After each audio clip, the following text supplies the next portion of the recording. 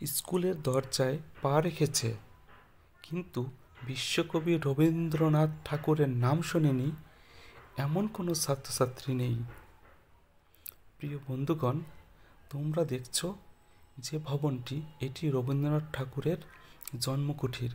এখানেই বিশ্বকবি রবীন্দ্রনাথ ঠাকুর জন্মগ্রহণ করেছিলেন এবং এখানে তিনি বড় হয়েছিলেন। পরবর্তীতে যদিও তিনি জমিদারি রক্ষা করার জন্য বাংলাদেশের এসেছিলেন এবং শান্তিনিকেতনে থেকেছিলেন।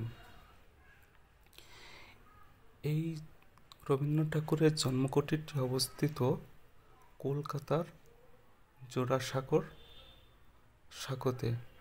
বিখ্যাত ঠাকুর পরিবারে তিনি জন্মগ্রহণ করেছিলেন এবং তিনি সাহিত্যের সকল শাখায় অবদান রেখে বিশ্বকবি হয়েছেন।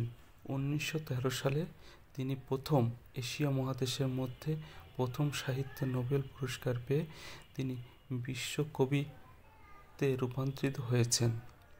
তারপর থেকেই একমাত্র রবীন্দ্রনাথ ঠাকুরই বিশ্বকবি হিসেবে পরিচিত। যদি আপনারা কেউ কলকাতায় যান, অবশ্যই ঘুরে আসবেন, ভালো লাগবে। সবাইকে ধন্যবাদ।